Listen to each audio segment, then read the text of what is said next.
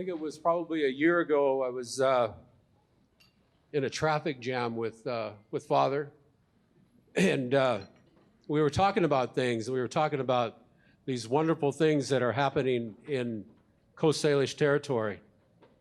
And so we happened upon that word, emergent.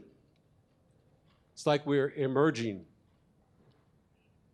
And you kind of think about that, and because for a long time we lived in a state of emergency,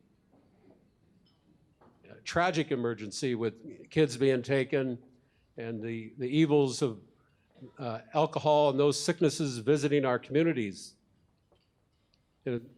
No way do we have a handle on that today, but we have some things that are emerging in our community that are really going to set a good example for the communities that we live with, the bigger communities, but most importantly for our children. So you take a look at that, and you look at, let's take a look at the environment, and let's take a look at the fight that Swinomish and Puyallup and Tulalip and all of us were there fighting for the environment. We're fighting to stop coal ports. We're fighting to stop pipelines. We're fighting to save the orca. And the bottom line for that is our salmon, central to our way of life. My late friend asked me one time, who are we without salmon? Because we're the salmon people. That's an urgent question. It's a question that we try to walk towards every day. And so those of you that follow us on social media and in the news, you notice that. Why are these tribal communities fighting so hard? Why are they taking a stand, a strong stand against development? It's not a strong stand against development. It's a strong stand for our way of life, our Chilangan, our beliefs. So we have that, and and we kind of looks like we're emerging, but that's not it. Then you look at what's happened and the wealth that we've been able to realize, this monetary wealth through gaming, and all those beautiful things that we've been able to do with our gaming dollars. We buy land back. We're buying our homeland back. And you shouldn't be threatened by that, because it has different meaning when we think about land. We think about what we use that land for our elders that are buried there, for the salmon that feed there. All those things that we're a part of, that web of life is why we do that. But gaming also has afforded us an education. We have educated workforces now. We have a chairman here that remember those days, and Brian, Chairman Clasby, said it so well. There was a time when we were grant managers, and now we're asset managers. Not only the money, but the people, our people, leading the way. But that's not yet what is emerging.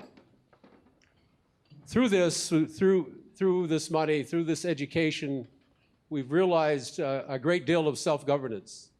Things are in our own hands now. Things that used to be in the hands of our guardian, of our trustee, is now in our hands, and we're taking charge. We can start solving these problems on our own without outside interference, which was actually a great impediment to what we think was needed to be done for our people. But that's not it either. What's emerging, I think, what I really feel has emerged through all of this work, through all of these accomplishments, through all of these standards, through all of these monuments that we've put up over these past 20, 30 years, I think what's really come out, what's come forth, is the spirit of our ancestors, the recognition of that's where our strength is, the very foundation of everything we do. And I'll give you an example. My dear friends, the Tom family, came up and they sang the song to open tonight's program.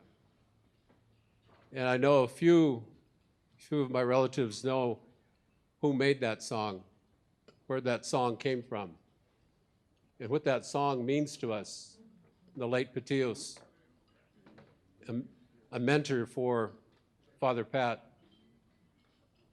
It's where our strength comes from. We know where that comes from. You see that. You see him singing that song. You see him answering the call to my mother and my grandmother and my grandfather to come up and help me. Help me with your song. Help me with your ceremony. That's where that comes from.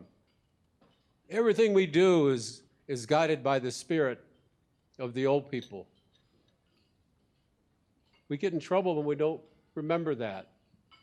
And I hope this institute remembers that. Foundational teaching. It guides everything that we do.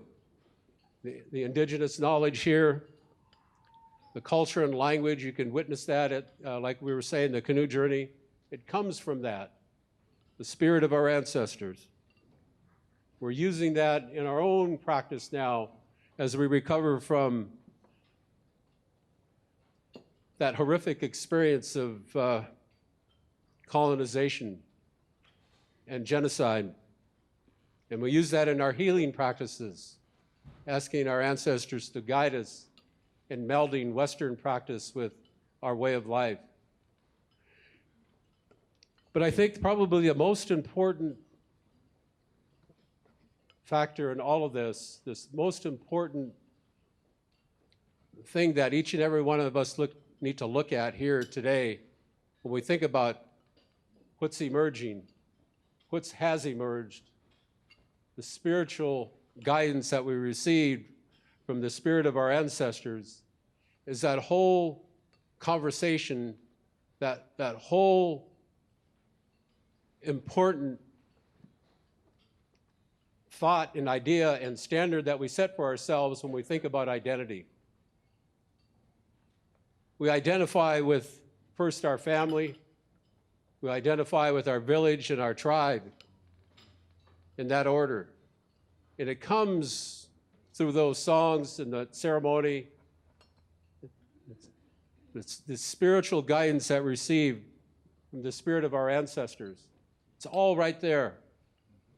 That's all we need to remember. And I think we can join in this bigger conversation about what to do and what we can do, what we must do to survive. I just hope that all of you can join us in this walk, because I think a lot of these answers are found in what our ancestors left us. So, Siyam Nastelicha, Haishka.